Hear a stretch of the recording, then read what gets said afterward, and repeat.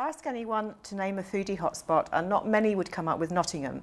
But this is the home of one of the most talked about restaurants in the UK, restaurant Sat Bains. And we're here today to have a chat with the man himself, Chef Patron Sat Bains. All right, Madhu. How you doing?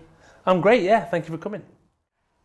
Did the Great British Menu, though, bring more people through the door for you for the restaurant? It was a phenomenal effect. You know, it put us on a marketplace where it was in people's homes, 2 to 3 million people's homes, 5 nights on the trot. You can't almost buy that kind of marketing. But what it did do is a percentage of the ones that liked what we did rang up, booked a table, and it was a phenomenal 2 years. But what you got to remember is that this industry is very fickle, so you've got to deliver. So you had a massive influx of guests. What you got to do is deliver and hopefully see them as regular clients for the future. So what we did is we were prepared in case we did get a big run. But what we were very careful of is not to overstretch by overbooking, turning the tables. We've still kept the same ethos and principles of what we've always run the restaurant with and still delivered what we believed is the package. But we didn't change. And I think that was crucial to keeping your feet on the ground, not just blowing in the wind and changing everything because you've got to be a success. The motto we have here is you're only as good as today. Doesn't matter how many accolades, how many things you've got on paper, it's regardless. We have to start every single day on a blank piece of paper. It keeps everything real, keeps the chefs focused and the front of house. It means you've got to earn your respect every day, rather than last night was great, all the customers were raving, regardless. Today, we've got a new set of clients coming in, we've got to do the same to them. And if we have inspectors in the restaurant, we don't tell the staff. Why should I put them under that kind of pressure? Let them perform naturally and get the accolades for being of a certain standard continuously, not on that day you pulled an ace out. I'm not interested. It doesn't suit me. What's the Sat Bains brand? I don't know. It's a very hard question because I love being passionate about this industry. I love food. I love eating food. I love cooking it. I love the industry. I love the chefs in it. I love eating out in a restaurant. I just think it should be exciting and not boring or jaded or depressive. I'm upbeat. I want it to be. It's the best job in the world. It's the best industry in the world. And I want people to fall in love with it like I have. So the brand is what? Creativity, taste, innovation. I don't know. Very hard question. I know that you use a lot of forage foods ingredients, like a lot of chefs do these days. I believe you use a guy called Mars Irving. Yep. How did you come across him, and where do you get the forage? Where does he get the foraged ingredients for you from? Mars, we've used Mars probably 2 years now. It's something that's obviously quite big now. It's something that's everyone's talking about in terms of wild foods. It's great. It's I'm in Nottinghamshire. You can't get any more wild surroundings.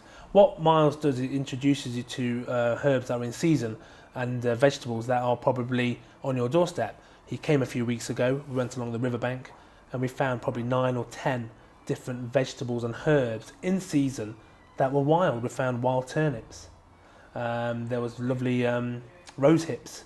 There was Jack by the hedge seeds, which is like a mustard seed. So these are all things we're trying to incorporate into the menu. And also, if you look at it from a food mass point of view, from a locality point of view, you're tasting the region. At the moment on the menu, I've got deer and I've got mallard. We've got no lamb or beef on because that's too easy. I want to give you a taste of the country in autumn.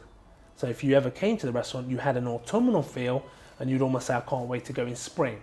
So we're trying to give the restaurant an identity of British cuisine with a modern approach, using techniques that hopefully enhance the flavour, but ultimately when you're looking at foraged food, a lot of the stuff that Mars will get for us is probably from the Kent coast, like the seaweeds and the sea vegetables, but the rest is all from the country. So he'll find all these little spots that are quite secretive. A lot of our friends as chefs use him as well, and he'll send them over to you. And it's great to taste some of these things because they're lost. They're lost flavours. And then what you do, you'll taste it, you'll know it replaced a certain element and it will add something to the dish. But it's a great way for people to try something that they've probably got growing in the garden or in the forest. So it's a really good educational point as well. Is it okay to eat stuff from the River Trent these days? Yeah, as long as you don't mind a tampon and a rally bite frame. The most exciting it has been for a long time. The last 5-10 years has been brilliant. We've got some brilliant talent in this country now, all over the British Isles, and it's really exciting to be a chef. You know, I probably know most of the chefs. I can give them a call. Hey, I came to your restaurant, I saw this, and they do the same. You know, I get phone calls and say, it's crazy. Since we've got the 5 rosettes, we've probably this year we would have done nearly 200 chefs to cook for. So it's great. It's a compliment. It's flattering, you know. But what we do in the kitchen is I have a concept in the kitchen which is called creativity. I allow any chef at any level to talk about food. It's an open forum. And what we do every night, we do tests, we do dishes. And all 5-7 chefs will do a dish and we log it. We've got 1,500 dishes logged. And then ultimately we tweak them. We tweak them till we get the right dish, and that goes on the menu. So it's a really enthusiastic way to get food from your team to put themselves forward.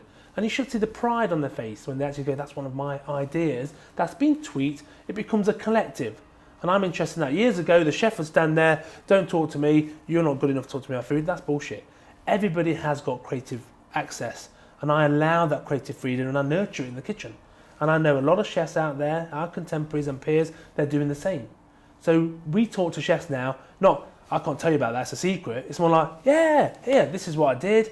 And they go, that's what you did to get that flavour or that extraction. It's sharing. It's a lot more of an industry now that's open. And I think we're better for it. What do you regard as the pivotal moments in your career? I haven't had one yet. You haven't had at all? No, because I look at everything as a challenge, and I think I'm always waiting for the next challenge to knock off. So there's lots of highs, don't get me wrong, I've had an amazing career, but nothing really has been a eureka moment. And I think it's because it's so short-lived, you know, like winning the Roos Scholarship was great, mind-blowing, but done. I don't like living in the past, you know, that's why we haven't gone down the Escoffier French route. Mm-hmm. You know, it's great to learn the basics from great masters, but stop copying, you know. I'm not interested in that anymore. I'm interested in creating. So you need the skill level of what you learnt in the French repertoire at college and what these great chefs have brought in as a craft into the industry. But there's got to be a point where you almost question it all, still having the craft as the knife skills, the butchery skills, the palate, but then start creating your own. Because you can't keep living in the past. And that's probably why I discard the past so much very quickly. I'm not interested. I'm interested in today and tomorrow. And it's the philosophy that's led to where we are today. Is I don't sit there, wow, what a great career. It's boring. It doesn't feel good to me. It feels like you're almost celebrating the end too early. I want to push. I want to keep pushing. I've got a great team. I want to keep them motivated, and I want to make sure that they get that bug. Because like I've said to them, I'll never teach them how to cook. I'll teach them how to think.